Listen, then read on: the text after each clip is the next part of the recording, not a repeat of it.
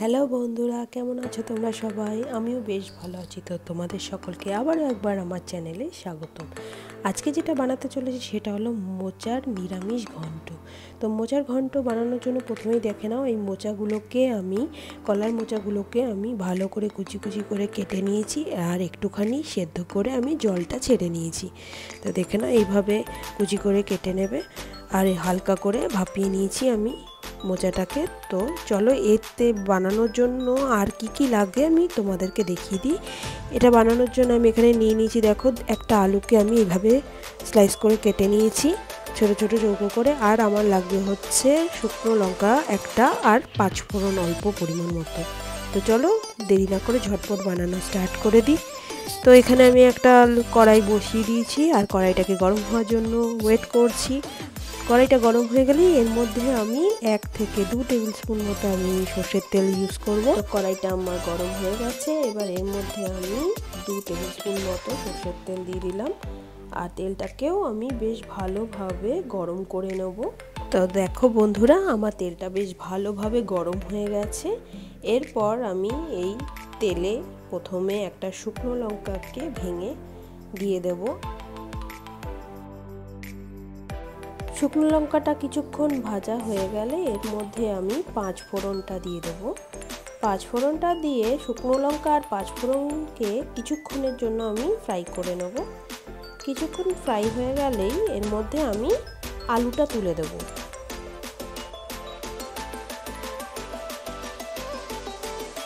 এরপর আলুটাকে আমি বেশ ভালোভাবে একটু ভাজা ভাজা করে ভেজে নেব।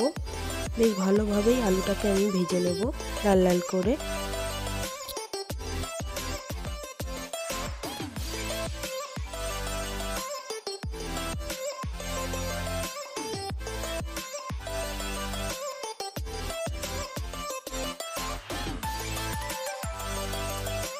তো আলুটা আমার বেশ ভালোভাবে ভাজা হয়ে গেছে। এরপর আমি এর মধ্যে সেদ্ধ করে রাখা মোচাগুলোকে তুলে দেবো, দিয়ে ভালো করে নেড়ে নেব।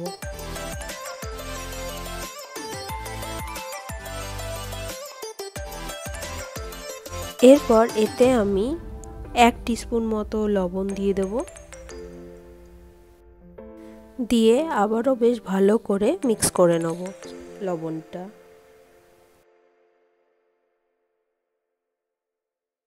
এরপর এর মধ্যে আমি 1 টিস্পুন মতো হলুদ গুঁড়ো দিয়ে দেবো, দিয়ে আবারও বেশ ভালো করে এটাকে মিক্স করে নেব।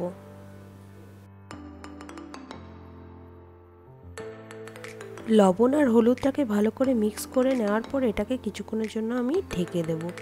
কিছুক্ষণ পরে ঢাকনা তুলে আবারও কিছুক্ষণের জন্য নেড়ে দেব। দেখে নাও, পুরো আলুগুলো মোচাগুলো বেশ ভালোভাবে সেদ্ধ হয়ে গেছে। এভাবে কিছুক্ষণ ঢেকে রাখার পরে এর মধ্যে এবার আমি 1 টিস্পুন মতো আদা জিরে বাটা ইউজ করব, দিয়ে আবারও বেশ ভালোভাবে এটাকে মিক্স করে নেব।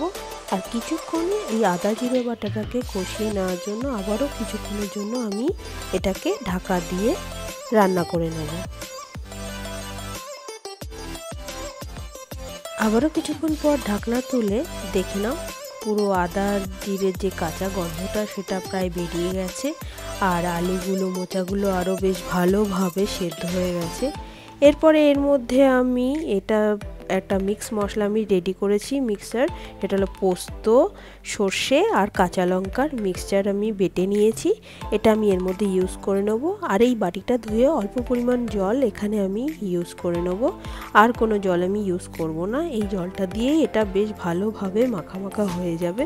তো এটাকে বেশ ভালো করে নেড়ে নেব আমি। নেড়ে নিয়ে আবারও কিছুক্ষণের জন্য আমি এটাকে ঢাকা দিয়ে রেখে দেবো।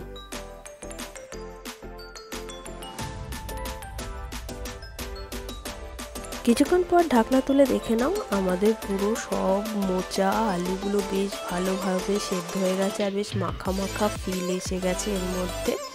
দেখে নাও, এই অবস্থায় আমি এই আলুগুলোকে বেশ ভালো করে একটু স্ম্যাশ করে নেবো যাতে মোচার সাথে পুরো মিলিয়ে যায়, এতে টেস্টটা আরও বেশ ভালো বেড়ে যায়। তো মেখে নেওয়ার পরে এর মধ্যে আমি হাফ টিস্পুন মতো চিনি ইউজ করব, যেহেতু এটা নিরামিষভাবে রান্না করছি তো চিনি দিলে এর টেস্টটা আরও বেটার হয়ে যায়, খুব ভালো লাগে খেতে। তো হাফ টিস্পুন আমি এখানে চিনি ইউজ করব, আর দিয়ে চিনিটাকেও বেশ ভালোভাবে আমি মোচার সাথে মিক্স করে নেব। এরপর মোচার সঙ্গে চিনিগুলো বেশ ভালোভাবে মিলে গেলে এর মধ্যে আমি আমার ঘরে বানানো গরম মশলার গুঁড়ো এক চিমটি মতো ইউজ করব। এক চিমটি মতো ইউজ করে বেশ ভালোভাবে নেড়ে নামিয়ে নিলেই আমাদের নিরামিষ মোচার ঘন্ট রেডি হয়ে যাবে সার্ভ করার জন্য।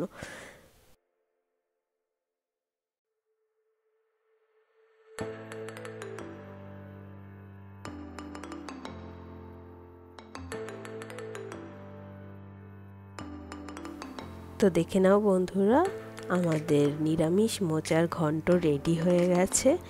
পুরো দেখো কি ইয়াম্মি লাগছে দেখতে। তো তোমাদের কেমন লাগলো আমার এই রেসিপিটা? আর হ্যাঁ, লেগে থাকে অবশ্যই সাবস্ক্রাইব করতে ভুলবে না, শেয়ার করে দেবে, করে বেল আইকনটিকে ক্লিক করে রাখবে, যাতে আমার চ্যানেলে নতুন নতুন যা ভিডিও আসবে তার নোটিফিকেশন তোমরা প্রথমেই পেয়ে যাও। তো সকলে ভালো থেকো, সুস্থ থেকো, আবারও দেখা হবে তোমাদের সাথে নতুন ভিডিও নিয়ে নতুনভাবে। By friends.